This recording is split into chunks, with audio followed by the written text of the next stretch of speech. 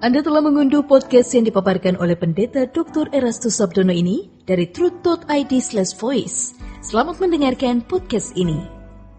Shalom, Bapak, Ibu, dan saudara-saudara yang terkasih di dalam Tuhan. Kebenaran saat ini berjudul Jenjang Kebutuhan Hidup.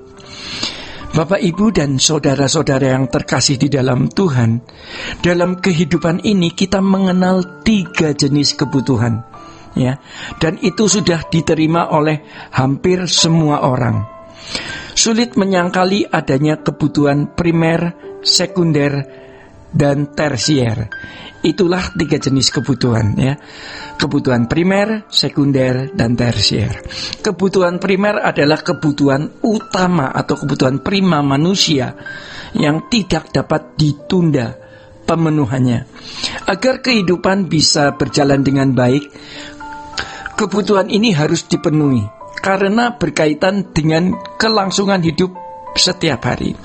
Kebutuhan primer ini antara lain sandang, artinya pakaian, pangan, artinya makanan, dan papan, yaitu tempat tinggal. Adapun kebutuhan sekunder adalah kebutuhan yang tidak mendesak, ya. Dan untuk memenuhi kebutuhan sekunder dapat dilakukan setelah kebutuhan primer terpenuhi, seperti kendaraan, hiburan, termasuk televisi. Ini semua kebutuhan yang dianggap sekunder. Setelah kebutuhan primer dan sekunder ini terpenuhi, biasanya orang masuk dalam kebutuhan tersier atau kebutuhan terhadap barang yang dikategorikan mewah, misalnya perhiasan, pergi berwisata, dan lain sebagainya. Jenjang kebutuhan ini pada umumnya membelenggu manusia. Kalau kebutuhan primer terpenuhi, lalu pasti masuk kebutuhan sekunder. Setelah kebutuhan sekunder terpenuhi, pasti masuk kebutuhan tersier. Bapak, Ibu, dan saudara-saudara yang terkasih di dalam Tuhan, manusia pada umumnya memburu semua hal tersebut. Memburu 3 jenis kebutuhan tersebut. Pemburuan tersebut dipandang sebagai hal yang wajar atau kewajaran hidup. Sadar atau tidak, kita juga ikut terpengaruhi dengan pola dan gaya hidup dunia yang kita warisi dari nenek moyang, orang tua, dan pengaruh lingkungan di sekitar kita. Jika kita menggulirkan hari hidup dalam pola hidup seperti yang orang lain juga lakukan, pada akhirnya tidak bisa dibantah atau jarang orang yang puas, walaupun telah terpenuhinya 3 jenis kebutuhan tersebut.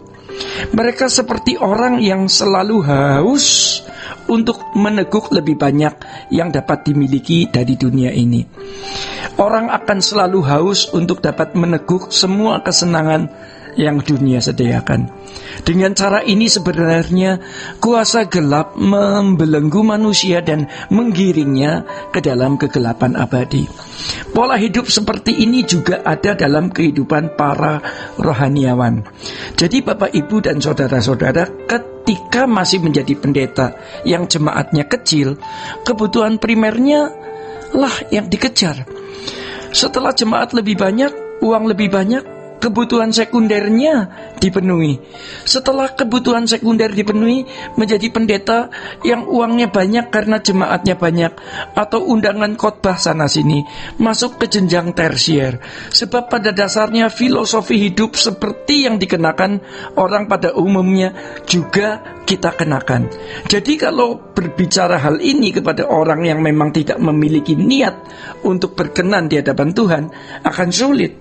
Tapi kalau kita bicara kepada orang yang sadar betapa singkatnya hidup ini, bahwa hidup kita akan berlanjut di kekekalan, bahwa apa yang kita lakukan di dunia ini menentukan nasib kekal, prestasi abadi, maka pasti mereka mau mendengar dengan jujur, ya, dan jujur berani melihat diri mereka sendiri, ya, berani melihat diri mereka masing-masing. Sebagai anak-anak Allah yang dewasa, mestinya kebutuhan kita adalah sempurna seperti Bapa atau serupa dengan Yesus, agar kita layak dimuliakan. Yang untuk zaman sekarang nyaris tidak bisa dikenakan karena berat. Karena pertama, gaya hidup tersebut yang nampak tidak wajar di mata dunia. Yang kedua, karena lingkungan sekitar kita makin jauh dari keberadaan Injil yang sejati. Tetapi kalau kita mau mencapai keselamatan dan tahan berdiri di hadapan anak manusia, kita harus berani untuk berubah. Jadi kebutuhan kita adalah bagaimana kita menjadi sempurna seperti Bapa dan serupa dengan Yesus. Sebab firman Tuhan mengatakan kalau kita anak Allah, kita adalah ahli warisnya. Kita adalah Allah waris. Dalam kalimat tersebut terdapat isyarat yang jelas. Kita adalah anak Allah. Maka jangan merasa sudah menjadi anak-anak Allah karena status sebagai anak Allah itu sebuah keberadaan. Kita harus mencapai keberadaan hidup sebagaimana yang diakui sebagai anak-anak Allah, yakni kehidupan Yesus itu sendiri. Jadi seperti Yesus adalah sesuatu yang abstrak dan perlu dijelaskan lebih lanjut. Akan tetapi pada intinya setiap orang harus mencapai tahap apapun yang dia ingini tidak bertentangan dengan keinginan Allah. Ketika keinginan seseorang selaras dengan keinginan Allah, ia mengikuti kehidupan Yesus yang hanya melakukan kehendak Allah.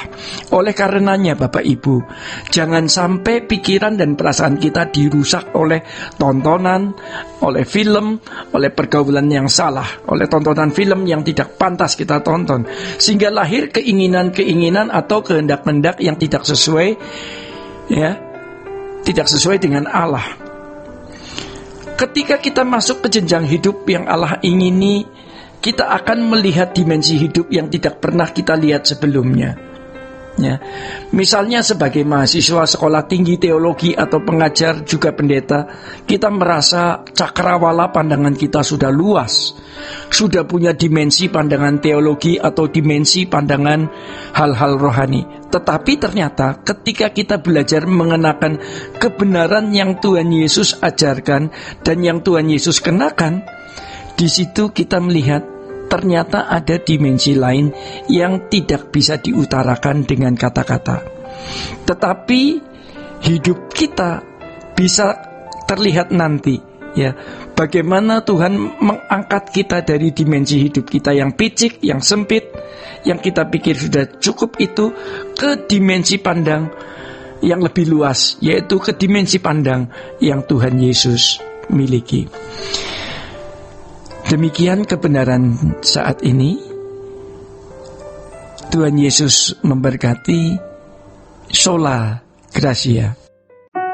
Untuk berlangganan renungan harian dalam bentuk cetak, silakan hubungi Truth Literatur di nomor telepon 0878 7870 7000. Untuk mendapatkan CD khotbah, MP3 renungan Truth, dan CD album lagu produksi Sola Gracia, Anda dapat menghubungi di hari dan jam kerja di nomor telepon 021 638 60953. Tuhan Yesus memberkati. Sola Gracia.